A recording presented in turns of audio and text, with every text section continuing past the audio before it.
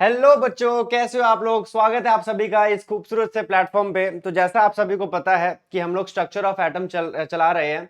I hope कि आप सभी ने पुराने वाले पार्ट्स देख लिए होंगे। इसके दो पार्ट्स आ चुके हैं, ठीक है। पहले वाले पार्ट में इस चैप्टर से इंट्रोडक्शन हमने कवर कर लिया, जिसमें फंडामेंटल पार्टिकल्स थे, इलेक्ट्रॉन, प्रोटॉन और न्यूट्रॉन। तो उनकी डिस्कवरी के बारे में भी हमने बात करी थी। सेकेंड पार्ट में हमने क्या शुरू किया है, मॉडल ऑफ एटम। और मॉडल ऑफ एटम में हमने क्या बात कर ली है, थॉमसन मॉडल हमने कवर कर लिया था, जो कि फेल हो गया था। फिर रुदरफोर्ड मॉडल आया था, जो कि फेल हो गया था। तो आज हम कवर करने वाले हैं थर्ड मॉडल ऑफ एटम, जो कि आता है बोहर मॉडल ऑफ एटम, ठीक है। तो बिना टाइम वेस्ट कीजिए बोहर मॉडल ऑफ एटम को शुरू करते हैं। तो पहले एक बार रुदरफोर्ड की बात कर लेते हैं। रुदरफोर्ड ने कहानी कहां खत्म करी थी। रुदरफोर्ड ने बोला था कि भैया एक एटम होता है, उसके सेंटर में आपका क्या होता है बच्चों, न्यूक्लियस होता है। और न्यूक्लियस के अंदर प्रोटॉन और न्यूट्रॉन दोनों होते हैं, ठीक है। और इलेक्ट्रॉन आपका न्यूक्लियस के अराउंड ऐसे रिवॉल्व कर रहा होता है सर्कुलर ऑर्बिट में। क्लियर हो गया। बात बड़ी सिंपल सी थी, जब तक मैक्सवेल नाम के साइंटिस्ट नहीं आए थे और उन्होंने रुदरफोर्ड का मॉडल फेल करा दिया था, ठीक है। तो अब सारी की सारी कहानी फिर से रिपीट होगी बोहर ने। बोहर ने क्या कंटिन्यूएशन में बोला रुदरफोर्ड के, कि रुदरफोर्ड भाई साहब आपने सही बोला कि ना एटम के सेंटर में ना न्यूक्लियस होता है। क्या होता है, न्यूक्लियस होता है। और न्यूक्लियस जो होता है बच्चों आपका क्या कंटेन करता है, न्यूक्लियस क्या कंटेन करता है, contain proton and neutron. Clear हो गया, ठीक है। इसके बाद बोहर ने कंटिन्यूएशन में फिर से वही सेम चीज बोली कि इलेक्ट्रॉन्स न्यूक्लियस के अराउंड रिवॉल्व करते हैं सर्कुलर ऑर्बिट्स में, ठीक है। अब जिन सर्कुलर ऑर्बिट्स में इलेक्ट्रॉन रिवॉल्व कर रहा होता है, उन सर्कुलर ऑर्बिट्स की कुछ एक फिक्स्ड एनर्जी होती है। क्या होती है, फिक्स्ड एनर्जी और एक फिक्स्ड वेलोसिटी होती है। इसका क्या मतलब है समझ लो एक बार, कि भैया ये आपका न्यूक्लियस है, ये आपका एक सर्कुलर ऑर्बिट है जिसमें एक इलेक्ट्रॉन घूम रहा है। क्लियर है। तो ये जो ऑर्बिट है आपका, ये जो ऑर्बिट है, इस ऑर्बिट की कुछ एक फिक्स्ड एनर्जी होगी। क्या होगी, फिक्स्ड एनर्जी होगी। क्लियर है। और इस फिक्स्ड एनर्जी के साथ इलेक्ट्रॉन हैव फिक्स्ड वेलोसिटी। क्या, electron have fixed velocity. Clear हो रहा है या नहीं हो रहा है, कि अगर इलेक्ट्रॉन को इस फर्स्ट ऑर्बिट में घूमना है तो उसकी एक फिक्स एनर्जी होगी और उसकी एक फिक्स्ड वेलोसिटी होगी। क्लियर है। अच्छे से एक्सप्लेनेशन अभी दूंगा इस चीज की, पहले इस चीज को नोट डाउन कर लो। फिर इसके बाद बोहर ने कैसे कैसे सारे चीजों के जवाब दिए थे उनको डिस्कस करेंगे आज, ठीक है। तो एक बार पॉज करके इसको नोट कर लो, फिर हम आगे बढ़ते हैं। पॉज करके नोट कर लेना, ठीक है। आगे बढ़े, चलिए आगे बढ़ते हैं। अब बोहर ने क्या दिया बच्चों, बोहर ने ना एक क्वांटाइजेशन कंडीशन दी। क्या दी, क्वांटाइजेशन कंडीशन दी आप लोगों के लिए, ठीक है। अब इस क्वांटाइजेशन में कंडीशन में क्या बात करी बोहर ने, ठीक है। बोहर ने क्या बात करी, बोहर ने क्या बोला कि ठीक है देखो, हमारे पास एटम के सेंटर में न्यूक्लियस और न्यूक्लियस के अराउंड इलेक्ट्रॉन रिवॉल्व कर रहा है, ठीक है। अब इलेक्ट्रॉन जब रिवॉल्व कर रहा है, तो अगर इलेक्ट्रॉन फर्स्ट ऑर्बिट में रिवॉल्व कर रहा है तो उसकी एक फिक्स एनर्जी और एक फिक्स वेलोसिटी रहेगी। अगर इलेक्ट्रॉन सेकंड ऑर्बिट में रिवॉल्व कर रहा है तो वहां पर भी उसकी फिक्स्ड एनर्जी और फिक्स्ड वेलोसिटी रहेगी। ऐसे ही हर ऑर्बिट्स के लिए इलेक्ट्रॉन की फिक्स एनर्जी और फिक्स वेलोसिटी रहेगी, जो उस ऑर्बिट के अकॉर्डिंग होनी चाहिए। क्लियर हो रहा है। अब तो इसने क्या बोला, इस क्वांटाइजेशन ने कंटिन्यूशन में बोला कि आपका जो एंगुलर मोमेंटम है, क्या, आपका जो एंगुलर मोमेंटम होगा इलेक्ट्रॉन का, वो किसके इक्वल होगा, NH अपॉन 2 पाई के इक्वल होगा। किसके, NH अपॉन 2 पाई होगा। मैं यहां लिख देता हूं, L जो होता है बच्चों आपका क्या होता है, एंगुलर मोमेंटम होता है। क्या होता है, एंगुलर मोमेंटम होता है, ठीक है जी। और किसके बात कर रहे हैं, ऑफ इलेक्ट्रॉन। अगर कोई भी हमारे पास एलिमेंट या पार्टिकल एक सर्कुलर मोशन में होता है, तो सर्कुलर मोशन में एंगुलर मोमेंटम आता है। क्या आता है, एंगुलर मोमेंटम आता है। और एंगुलर मोमेंटम आपका फर्दर किसके इक्वल होता है, mvr के इक्वल होता है। किसके इक्वल होता है, mvr, ठीक है जी। यहां पर n क्या है आपका, n जो होता है बच्चों, n होता है नंबर ऑफ शेल। क्या, नंबर ऑफ शेल। यानी अगर n की वैल्यू 1 है तो हम बोलेंगे ये क्या है, आपका फर्स्ट ऑर्बिट है। क्या है, फर्स्ट ऑर्बिट है। n की वैल्यू बच्चों अगर 2 है तो ये आपका सेकंड ऑर्बिट है, ठीक है। And so on. क्लियर हो गया। रही बात h, एच की अगर मैं बात करूं तो एच जो होता है आपका बच्चों क्या होता है, प्लैंक्स कांस्टेंट होता है। क्या होता है, प्लैंक्स कांस्टेंट होता है, ठीक है जी। एंड इसकी वैल्यू क्या होती है हमारे पास 6.636 इंटू 10⁻⁻34 जूल सेकेंड। क्लियर है, 6.636 इंटू 10⁻⁻34 जूल सेकेंड। क्लियर है। अब तो इसमें क्या बोला बोहर ने बोला कि इलेक्ट्रॉन का एंगुलर मोमेंटम किसके इक्वल होगा, एन एच अपॉन 2 पाई के इक्वल होगा, जहां पर एन क्या है, वो ऑर्बिट जिसमें इलेक्ट्रॉन घूम रहा है, एच क्या हो गया आपका, प्लैंक्स कांस्टेंट हो गया जिसकी वैल्यू फिक्स दे रखी है, अपॉन में 2 पाई। क्लियर है। यानी अगर मैं इसको फर्दर और लिखूं तो कैसे लिख सकता हूं, M V R is equal to N H upon 2 pi, M V R is equal to N H upon 2 pi. ठीक है जी। तो चलो देखो इसको समझते हैं। ये आपका फर्स्ट ऑर्बिट, ठीक है, ये आपका सेकंड ऑर्बिट, ठीक है, और ये आपका थर्ड ऑर्बिट। एक बार इसको ठीक कर लेते हैं, फिर मैं समझा देता हूं, ठीक है।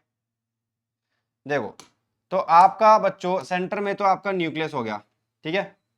तो बोर ने बोला कि ये आपका इलेक्ट्रॉन है फर्स्ट ऑर्बिट में, तो एन की वैल्यू क्या पुट करोगे, यहां पे 1 पुट करोगे, ठीक है। फर्स्ट ऑर्बिट है तो एन की वैल्यू 1 होगी।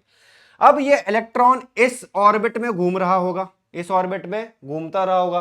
तो मैंने बोला सर्कुलर मोशन में एंगुलर मोमेंटम आता है, तो इस इलेक्ट्रॉन का एंगुलर मोमेंटम किसके इक्वल होगा, एन एच अपॉन 2 पाई के, किसके, एन एच अपॉन 2 पाई के इक्वल होगा। और इस इलेक्ट्रॉन की एक फिक्स एनर्जी रहेगी और एक फिक्स वेलोसिटी रहेगी। इसका मतलब यह है कि जो इलेक्ट्रॉन सेकंड ऑर्बिट में है, इस इलेक्ट्रॉन की और इस इलेक्ट्रॉन की एनर्जी अलग अलग है, अपने अपने ऑर्बिट्स के अकॉर्डिंग इलेक्ट्रॉन की एनर्जी रहेगी भैया।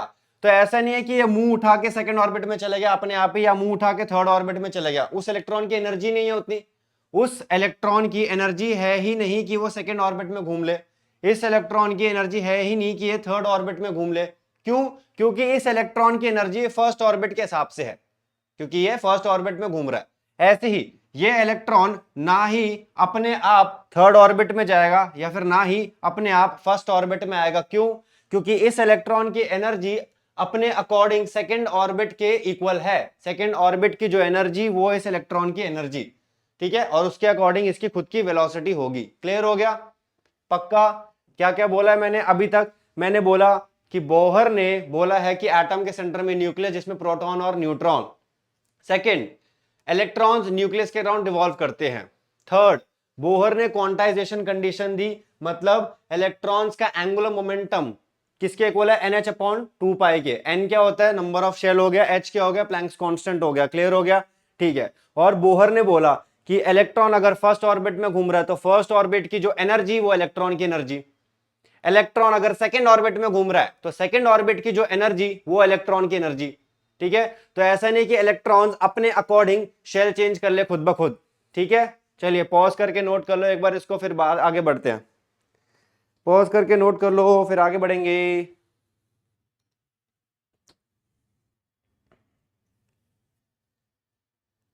ठीक है, आगे बढ़े, चलो आगे बढ़ते हैं नेक्स्ट। अब हमारे पास फोर्थ चीज क्या, फोर्थ चीज जो हमारे पास बोहर ने बोली वो ये था कि रुदरफोर्ड का जो मॉडल फेल हुआ था, याद हो तो, ठीक है। रुदरफोर्ड फेल क्यों हुआ था, क्योंकि रुदरफोर्ड ने क्या समझाया था कि भैया ये न्यूक्लियस है और ये आपका इलेक्ट्रॉन ऐसे घूम रहा है, ठीक है। तो इलेक्ट्रॉन और यहाँ प्रोटॉन के बीच में फोर्स ऑफ अट्रैक्शन होती है, तो फोर्स ऑफ अट्रैक्शन है तो इलेक्ट्रॉन घूमते घूमते घूमते घूमते न्यूक्लियस के अंदर चले जाएगा। मतलब रुदरफोर्ड ये एक्सप्लेन नहीं कर पाया था कि इलेक्ट्रॉन न्यूक्लियस के अराउंड घूम कैसे पा रहा है, तो इसका एक्सप्लेनेशन किसने दिया बच्चों, बोहर ने दिया। क्या दिया, बोहर ने दे दिया। बोहर ने क्या बताया, बोहर ने बोला कि आपका एक ऐसे एटम है जिसमें सेंटर में आपके पास न्यूक्लियस आ गया, ठीक है। क्लियर हो गया, ठीक है। और ये इलेक्ट्रॉन आपका कर रहा है रिवॉल्व, ठीक है। तो आपको पता है कि इस इलेक्ट्रॉन और न्यूक्लियस के बीच में क्या है, इलेक्ट्रॉन और न्यूक्लियस के बीच में क्या है, इलेक्ट्रोस्टैटिक फोर्स ऑफ अट्रैक्शन है। क्या है, इलेक्ट्रोस्टैटिक फोर्स ऑफ अट्रैक्शन है। भैया ऑपोजिट चार्ज क्या करते हैं, अट्रैक्ट करेंगे ना एक दूसरे को, तो ये अट्रैक्ट करते हैं, ठीक है जी।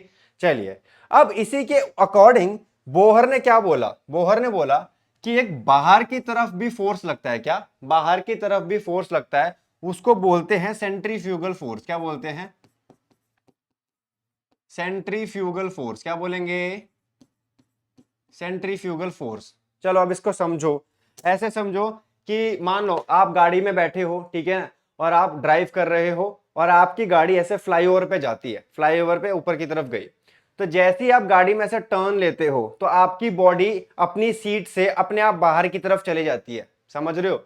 जैसे ही आप सर्कुलर मोशन में होते हो, फ्लाईओवर पर ऐसे टर्न लोगे, ठीक है, तो आपने गाड़ी टर्न करी और आपकी ऑटोमेटिकली जो बॉडी है वो बाहर की तरफ जाएगी, सर्कुलर मोशन के अकॉर्डिंग ऐसे बाहर की तरफ जाएगी, ठीक है। तो ये कौन सा फोर्स होता है? सेंट्रीफ्यूगल फोर्स होता है। तो ऐसे ही इलेक्ट्रॉनिक सर्कुलर मोशन में है, ठीक है। तो हर पॉइंट पर, क्या हर पॉइंट पर इलेक्ट्रॉन बाहर की तरफ भी जा रहा है, क्यों? क्योंकि सेंट्रीफ्यूगल फोर्स लग रहा है।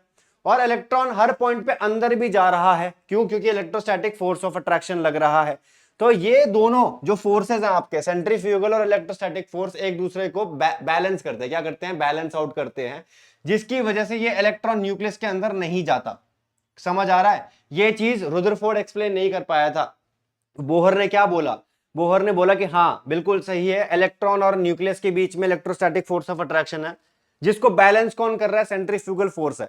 यानी जब भी हम सर्कुलर मोशन में होते हैं तो हमारी body tend to move outwards, हमारी बॉडी बाहर की तरफ अपने आप जाती है। क्लियर हो रहा है? तो ये दोनों फोर्स क्या हो गए? बैलेंस हो गए, इसलिए इलेक्ट्रॉन न्यूक्लियस के अंदर नहीं जाता। क्लियर हो गया जी? नहीं आएगा समझ तो कमेंट सेक्शन में पूछ लेना, ठीक है जी। पॉज करके नोट कर सकते हैं, इसको पॉज करके नोट कर लेना, ठीक है? ठीक है जी, आगे बढ़े। चलो ठीक है। अब इसके बाद बोहर ने हमको ना कुछ कैलकुलेशंस दे दी। क्या दे दी? कुछ कैलकुलेशंस। यानी बच्चों अगर हमको रेडियस निकालना है, क्या निकालना है? रेडियस निकालना है, तो रेडियस के लिए ना फॉर्मूला है क्या? 0.529 n स्क्वायर अपॉन में z, 0.529 n स्क्वायर अपॉन में z। क्लियर है? और ये आंसर आपका किस में आएगा? आर्मस्ट्रॉन्ग में आएगा। किस में आएगा बच्चों? आर्मस्ट्रॉन्ग में आएगा। क्लियर हो गया? तो ये रेडियस निकालने का फॉर्मूला हो गया, जहां पर आपका जो n है, n मैं बता चुका हूं, n क्या होता है हमारे पास? नंबर ऑफ शेल, ठीक है। यानी n अगर 1 होता है तो क्या है आपका? ये फर्स्ट ऑर्बिट है। क्या है? First orbit. n की वैल्यू अगर 2 है बच्चों तो क्या है आपका? ये सेकेंड ऑर्बिट है ना, एंड सो ऑन। क्लियर हो गया? जो आपके पास z होता है, ये क्या हो गया आपका? एटॉमिक नंबर हो गया। क्या हो गया? Atomic number.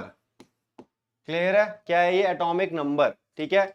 और आर्मस्ट्रॉन्ग क्या है आपकी? यूनिट है। क्या है? यूनिट। तो अगर इसको मीटर में चेंज करना है तो 1 आर्मस्ट्रॉन्ग किसके इक्वल होता है आपका? 10 की पावर माइनस में 10 मीटर। ये याद रखना है। क्लियर है? मीटर में चेंज करना है, जैसे आंसर आएगा आपका आर्मस्ट्रॉन्ग में तो उसको मीटर में चेंज करने के लिए 10 की पावर माइनस 10 से मल्टीप्लाई किया जाएगा। ठीक है जी? क्लियर हो रहा है? पक्का? पूछो। ठीक है। इसके बाद हमारे पास बोहर ने क्या दिया हमको? वेलोसिटी का फॉर्मूला दिया। क्या दिया? वेलोसिटी, कि अगर एक इलेक्ट्रॉन जो ऑर्बिट में घूम रहा है कितनी तेजी से घूम रहा है ना, तो उसकी अगर मुझे वेलोसिटी निकालनी है तो क्या आएगी हमारे पास? वेलोसिटी वो होती है बच्चों 2.18। एक minute, velocity is equals to 2.18 into 10 की पावर 6, 2.18 इंटू 10 की पावर में 6 z अपॉन में n, ठीक है, अपॉन में n। और मीटर पर सेकंड में इसकी वैल्यू आ जाएगी आप लोगों के लिए, ठीक है? ठीक है, z और n वही है एटॉमिक नंबर और क्या है? Number of shell. क्लियर हो रहा है? ठीक है जी। डायरेक्ट फॉर्मूला बेस्ड क्वेश्चन आएगा, वो बोलेगा कि भैया रेडियस निकाल दो। अगर आपका एटम फर्स्ट ऑर्बिट में है, सेकंड ऑर्बिट में है, और एक एटम दे देगा हाइड्रोजन एटम के लिए, हीलियम एटम के लिए। क्लियर हो रहा है? ठीक है जी। पॉज करके नोट कर लो एक बार। डायरेक्ट फॉर्मूलाज हैं, इन पे डायरेक्ट क्वेश्चंस आएंगे आप लोगों के लिए। क्लियर है? चलिए जी, नोट कर लो एक बार इसको, फिर हम आगे बढ़ते हैं। ठीक है?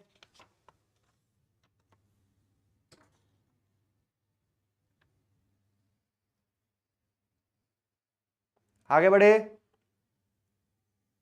चलिए नेक्स्ट। इसके बाद हमारे पास क्या दिया? काइनेटिक एनर्जी का फॉर्मूला। किसका?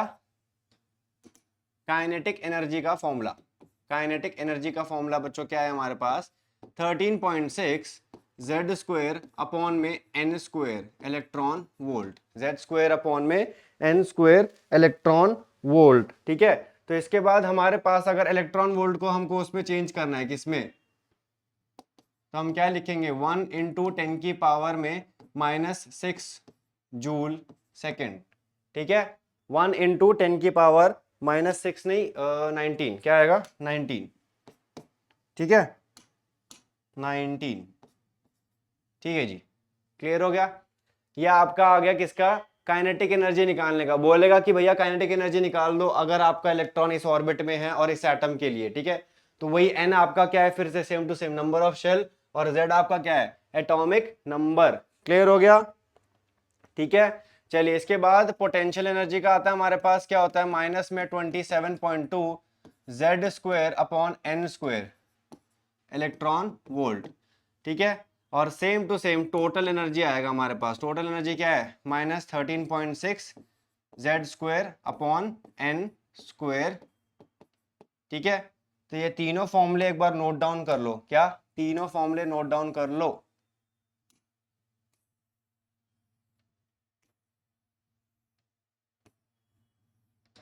क्लियर हो गया।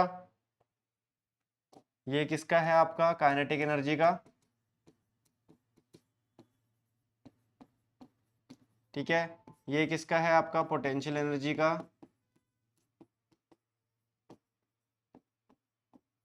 क्लियर, और ये टोटल एनर्जी। Got it. ठीक है, जल्दी से नोट डाउन करो एक बार इसको। ठीक है, पॉज करके नोट कर लेना। चलिए अब हम एक बार क्विक रिवीजन दे देता हूं, बोहर ने क्या क्या बोला फिर से। बोहर ने बोला कि एटम के सेंटर में न्यूक्लियस जिसमें प्रोटॉन और न्यूट्रॉन। बोहर ने फिर सेकंड चीज क्या बोली, electrons revolve around nucleus in circular orbits जिनमें क्या होती है, फिक्स एनर्जी और फिक्स वेलोसिटी। क्लियर है। थर्ड, हमारे पास बोहर ने क्वांटाइजेशन कंडीशन दी, क्वांटाइजेशन कंडीशन के अकॉर्डिंग इलेक्ट्रॉन का एक सर्कुलर ऑर्बिट में घूमते समय जो एंगुलर मोमेंटम आता है वो किसके इक्वल था, एन एच अपॉन में 2 पाई के इक्वल था। क्लियर। फोर्थ चीज हमारे पास जो बोहर ने बोली वो ये था कि हमारे पास इलेक्ट्रॉन और न्यूक्लियस के बीच में इलेक्ट्रोस्टैटिक फोर्स ऑफ अट्रैक्शन होती है जिसको बैलेंस कौन कर रहा होता है, सेंट्रीफ्यूगल फोर्स, जो आउटवर्ड फोर्स लगती है हमारे पास। ठीक है, गुड। पांचवी चीज हमारे पास बोहर ने फॉर्मूले दिए थे रेडियस निकालने के लिए, वेलोसिटी निकालने के लिए, काइनेटिक एनर्जी, पोटेंशियल एनर्जी और टोटल एनर्जी निकालने के लिए। Got it. क्लियर हो गया। आगे बढ़े इसके बाद। चलिए ठीक है, इसके बाद नेक्स्ट हमारे पास जो टॉपिक आता है वो क्या है आगे, नेक्स्ट देखो। अब याद हो तो बोहर ने बच्चों क्या बोला था, बोहर ने एक चीज बोली थी, वो क्या थी कि अगर एक इलेक्ट्रॉन आपका फर्स्ट ऑर्बिट में घूम रहा है, क्या अगर एक इलेक्ट्रॉन आपका फर्स्ट ऑर्बिट में घूम रहा है, ठीक है, तो वो फर्स्ट ऑर्बिट में ही रहेगा। क्यों, क्योंकि उसकी एनर्जी जो है वो फर्स्ट ऑर्बिट के इक्वल है, यानी ये खुद ब खुद ऊपर वाले ऑर्बिट में नहीं जाएगा, या अगर ऊपर कोई इलेक्ट्रॉन है तो वो खुद ब खुद नीचे तो नहीं आएगा।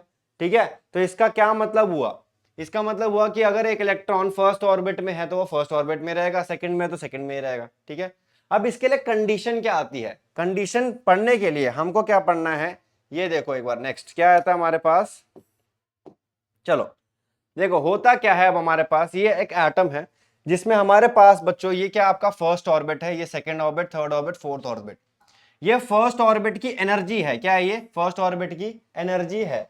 यानी अगर इलेक्ट्रॉन इसमें घूम रहा है तो इलेक्ट्रॉन की भी क्या एनर्जी होगी बच्चों, -13.6। समझ आ रहा है। अगर इलेक्ट्रॉन यहां लास्ट ऑर्बिट में है, ठीक है, तो लास्ट ऑर्बिट की एनर्जी क्या है, 0.85 इलेक्ट्रॉन वोल्ट। तो इलेक्ट्रॉन की भी एनर्जी क्या होगी इस ऑर्बिट में, 0.85। ठीक है, चलिए अब हमारे पास हमको जो पढ़ना है वो क्या है कि अगर बच्चों आपका इलेक्ट्रॉन न्यूक्लियस से दूर जाता है, क्या न्यूक्लियस से दूर जाता है, न्यूक्लियस से कहां जाता है बच्चों, दूर जाता है। ठीक है,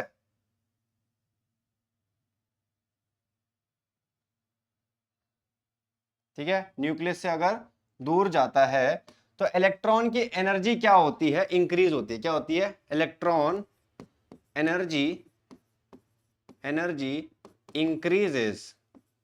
increases on moving away from nucleus. ठीक है जी, समझ आ रहा है? और इसका ऑपोजिट क्या है बच्चों? अगर आपका इलेक्ट्रॉन, अगर आपका ऐसे इलेक्ट्रॉन कहां जा रहा है? Towards nucleus. कहां जा रहा है? Towards nucleus. ठीक है, तो यहां पर क्या लिखेंगे हम? Electron energy decreases. क्या? Decreases on moving towards nucleus. ठीक है जी, देखो अगर हम वैसे भी देखें तो इलेक्ट्रॉन की फर्स्ट ऑर्बिट में एनर्जी -13.6, और जितना अगर वो दूर जा रहा है न्यूक्लियस से तो क्या हो रहा है? इलेक्ट्रॉन की एनर्जी बढ़ रही है। क्या हो रही है? बढ़ रही है। माइनस की वैल्यू क्या हो रही है? कम हो रही है। क्या हो रही है? कम। और अगर इलेक्ट्रॉन यहां से यहां आता है, समझ आ रहा है, तो देखो इलेक्ट्रॉन की एनर्जी कितनी कम है, घाटे में है एकदम। क्या? एकदम गुजरा हुआ है, एकदम माइनस में, बहुत ही ज्यादा कम। समझ में आ रहा है? ठीक है, तो क्या बोला मैंने? इलेक्ट्रॉन की एनर्जी न्यूक्लियस से दूर जाते समय बढ़ती है और इलेक्ट्रॉन की एनर्जी न्यूक्लियस के तरफ जाते हुए कम होती है। क्या होती है? कम होती है। पहले इसको नोट कर लो, फिर मैं आगे कंटिन्यू करवाता हूं एक बार। ठीक है, पॉज करके नोट कर लो, पॉज करके नोट कर लेना। मैंने और क्या बताया है? एक एटम है, फर्स्ट ऑर्बिट की एनर्जी, सेकंड ऑर्बिट की, थर्ड ऑर्बिट की, फोर्थ ऑर्बिट की एनर्जी है। इलेक्ट्रॉन अगर न्यूक्लियस से दूर जा रहा है तो इलेक्ट्रॉन की एनर्जी बढ़ती है। इलेक्ट्रॉन अगर न्यूक्लियस के पास आ रहा है तो इलेक्ट्रॉन की एनर्जी कम होती है। ठीक है जी, चलो देखो, तो अब जो इंपॉर्टेंट चीज है बच्चों वो क्या है समझो, कि अगर एक इलेक्ट्रॉन यहां फर्स्ट ऑर्बिट में है, ठीक है, और उसकी एनर्जी क्या है? -13.6 है, तो इस इलेक्ट्रॉन को अगर यहां कहां जाना है? सेकेंड ऑर्बिट में जाना है। कहां जाना है? यहां से यहां जाना है। समझ आ रहा है? तो इलेक्ट्रॉन को बाहर जाते समय एनर्जी क्या हो रही है? बढ़ रही है। क्या हो रही है? बढ़ रही है। तो अगर इलेक्ट्रॉन को इस सेकेंड ऑर्बिट में जाना है फर्स्ट से, तो उसको कितनी एनर्जी गेन करनी पड़ेगी? जो एनर्जी इसका और इसके डिफरेंस के इक्वल होगा। सुन लो, बहुत इंपॉर्टेंट है, फिर से सुन लो। एक इलेक्ट्रॉन फर्स्ट ऑर्बिट में है, इस इलेक्ट्रॉन की एनर्जी -13.6, ठीक है। इसी इलेक्ट्रॉन को सेकंड ऑर्बिट में जाना है, तो सेकंड ऑर्बिट में कायदे से इलेक्ट्रॉन की एनर्जी कितनी होनी चाहिए? -3.4 होनी चाहिए। तो इलेक्ट्रॉन, ये वाला इलेक्ट्रॉन कितनी एनर्जी क्या करेगा? यहां से यहां जाने में उतनी क्या करेगा? गेन करेगा, जितना इन दोनों के बीच में डिफरेंस है। यानी कि फर्स्ट ऑर्बिट में इलेक्ट्रॉन की एनर्जी क्या है? -13.6। समझ आ रहा है? और हमारे पास क्या है? हमारे पास सेकेंड ऑर्बिट की एनर्जी है 3.4। यानी अगर मैं इसको कैलकुलेट करूंगा तो मेरे पास क्या आ रहा है? यहां पर हमारे पास 2010, तो 10 पॉइंट इतना इलेक्ट्रॉन वोल्ट इलेक्ट्रॉन को गेन करनी पड़ेगी। इस इलेक्ट्रॉन को यहां से यहां जाने में सेकेंड ऑर्बिट में इतनी एनर्जी गेन करनी पड़ेगी, जब उसकी एनर्जी -3.4 हो जाएगी, और वो तभी सेकेंड ऑर्बिट में जाएगा। समझ आ गया? बोलो हाँ कि ना। इस इलेक्ट्रॉन को सेकेंड ऑर्बिट में जाने के लिए कितनी एनर्जी गेन करनी पड़ेगी? 10.2 इलेक्ट्रॉन वोल्ट। यानी कि इस फर्स्ट ऑर्बिट और सेकेंड ऑर्बिट के बीच में जो एनर्जी का डिफरेंस है उतनी गेन करनी पड़ेगी, तभी वो सेकेंड ऑर्बिट में जाएगा, वरना नहीं जाएगा। यानी अगर वो कायदे से 10 पॉइंट क्या, कायदे से 10.4 इलेक्ट्रॉन वोल्ट गेन करता तो नहीं जाएगा वो सेकेंड ऑर्बिट में। एग्जैक्ट यही वैल्यू होनी चाहिए, एग्जैक्ट यही डिफरेंस होना चाहिए, तभी वो जाएगा सेकेंड ऑर्बिट में, वरना नहीं। इससे अगर ज्यादा गेन करता है या इससे अगर कम गेन करता है तो वो नहीं जाएगा कहीं भी, वो वापस यहीं आएगा, वो वापस फर्स्ट ऑर्बिट में आ जाएगा। समझ आ रहा है? यस और नो? अच्छा, एक और चीज समझो, इधर देखो, ऐसे समझो एक और, कि अगर इस इलेक्ट्रॉन को यहां से कहां जाना है? थर्ड ऑर्बिट में जाना है। कहां जाना है? थर्ड ऑर्बिट में। तो इलेक्ट्रॉन की फर्स्ट ऑर्बिट में एनर्जी कितनी है? 13.6 है, और थर्ड ऑर्बिट में कितनी एनर्जी है? 1 पॉइंट कितनी है हमारे पास? ये। तो जब हम इसको बच्चों क्या करेंगे? माइनस करेंगे, तो हमारे पास कितना आएगा? यहां पर ये आएगा हमारे पास 5, ठीक है, और हमारे पास ये 13 में, ये इसको कैरी ऑन कर लेंगे, हमारे पास क्या आएगा? हमने उल्टा कर दिया ना, एक मिनट, ये उल्टा हो गया, रुको सॉरी।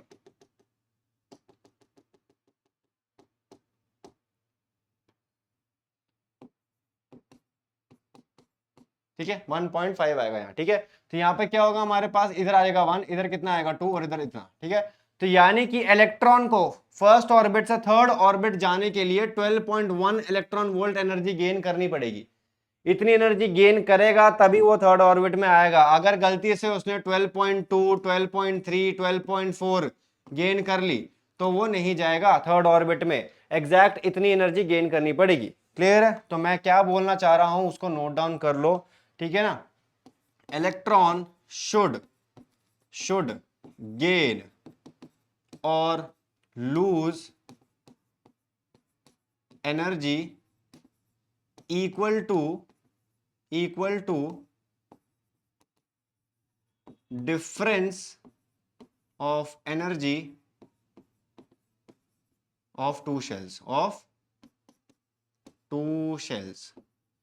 यानी दो शेल्स के बीच में जो एनर्जी है उनके बीच का जो डिफरेंस होगा उतनी एनर्जी इलेक्ट्रॉन गेन या लूज करेगा तभी वो ऊपर नीचे जाएगा, वरना नहीं जाएगा। ये बहुत ही इंपॉर्टेंट लाइन है, इसको प्लीज नोट कर लेना, ठीक है। क्लियर है? इलेक्ट्रॉन उतनी ही एनर्जी गेन करेगा या लूज करेगा जितना दो ऑर्बिट्स के बीच का एनर्जी डिफरेंस है। क्लियर हो गया? पॉज करके एक बार नोट कर लेना, पॉज करके नोट कर लीजिए एक बार।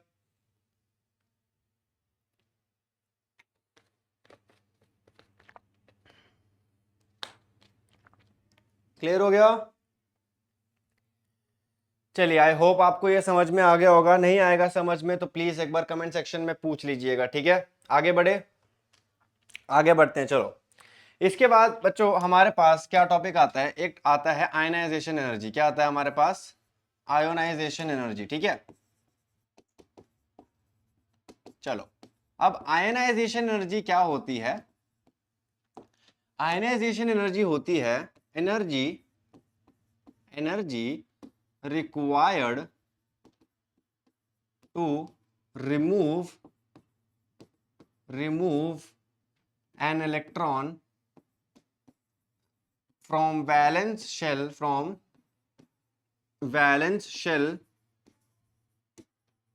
of an isolated neutral gaseous atom, ठीक है। इसका क्या मतलब हुआ समझो। देखो, अगर हमारे पास बच्चों एक एटम है, ठीक है,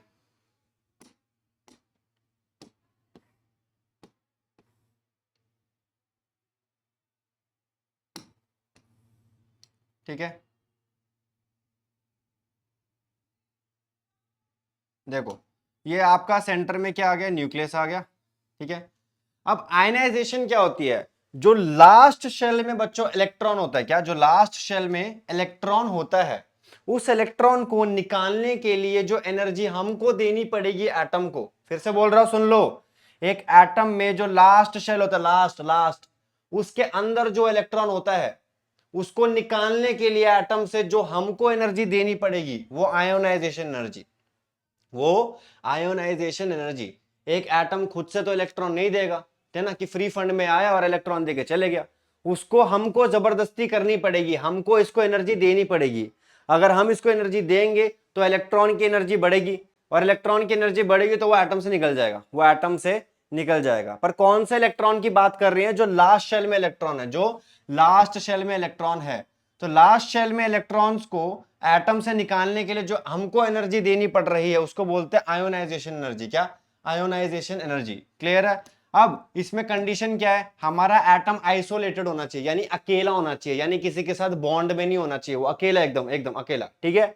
न्यूट्रल होना चाहिए, यानी कि हमारे एटम पर कोई पहले से चार्ज नहीं होना चाहिए, यानी कि ऐसा नहीं है कि उसने पहले से इलेक्ट्रॉन दे रखे हो या पहले से इलेक्ट्रॉन ले रखे हो। न्यूट्रल का मतलब जैसे Na है, इस पर कोई चार्ज नहीं है, मैग्नीशियम है, इस पर कोई चार्ज नहीं है, सेम। क्लियर हो गया? ठीक है। और नेक्स्ट हमारे पास जो एटम होना चाहिए वो क्या होना चाहिए? गैसियस स्टेट में, यानी कि गैसियस स्टेट में, गैस वाली जो हमारे स्टेट्स ऑफ मैटर पड़ी थी ना, सॉलिड, लिक्विड, गैस, तो हमारा एटम गैसियस स्टेट में होना चाहिए। क्यों?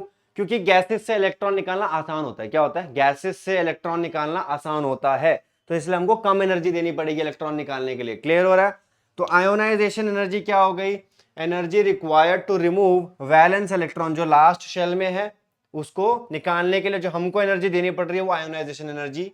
और हमारा एटम कैसा होना चाहिए? आइसोलेटेड, मतलब अकेला, न्यूट्रल यानी उस पर कोई पहले से चार्ज नहीं होना चाहिए, और गैसियस स्टेट में होना चाहिए, क्योंकि गैसेस से इलेक्ट्रॉन्स निकालना आसान। क्लियर है? चलिए पॉज करके एक बार नोट कर लीजिए, इसको पॉज करके नोट कर लीजिए। चलिए आगे बढ़े। नेक्स्ट नेक्स्ट जो आता है हमारे पास बच्चों, वो क्या है? Excitation energy. क्या आती है? Excitation energy. ठीक है, एक्साइटेशन एनर्जी क्या होती है बच्चों? इसका मतलब है कि energy required, energy required to excite, to excite an electron from ground state, from ground state to excited state। क्या? to excited state। ठीक है जी, इसका क्या मतलब है बच्चों? देखो, जैसे अगर ये एटम है,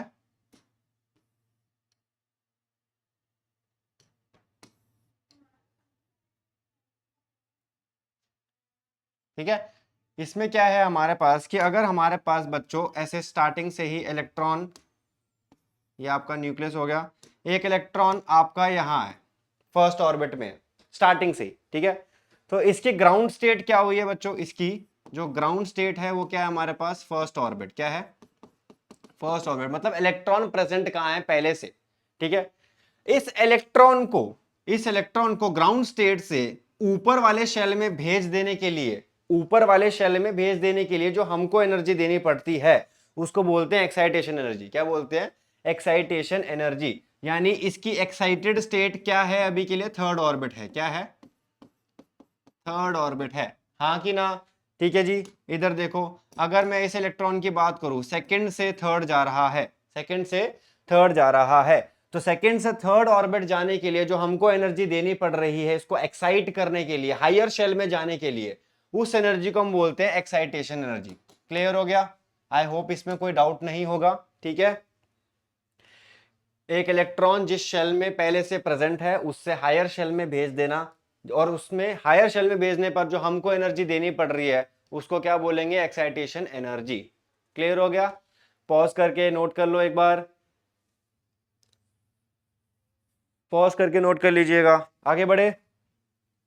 चलिए नेक्स्ट आगे बढ़ते हैं। नेक्स्ट हमारे पास जो आता है वो क्या है हमारे पास? Binding energy. क्या आती है? Binding energy.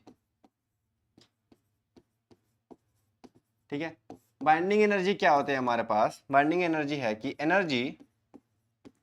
Energy required to remove an electron n not equal to 1। ठीक है, remove an electron completely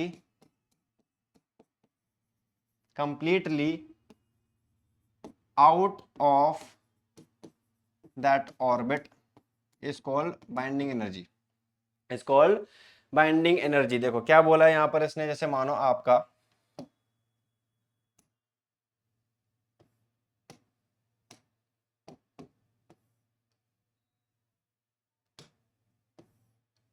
देखो, बाइंडिंग एनर्जी में पहले से ही कंडीशन क्या है बच्चों कि हम फर्स्ट ऑर्बिट की बात नहीं करेंगे। क्या? फर्स्ट ऑर्बिट की हम बात नहीं करेंगे, बाकी उसके अलावा हम किसी भी ऑर्बिट की बात कर सकते हैं। ठीक है, मतलब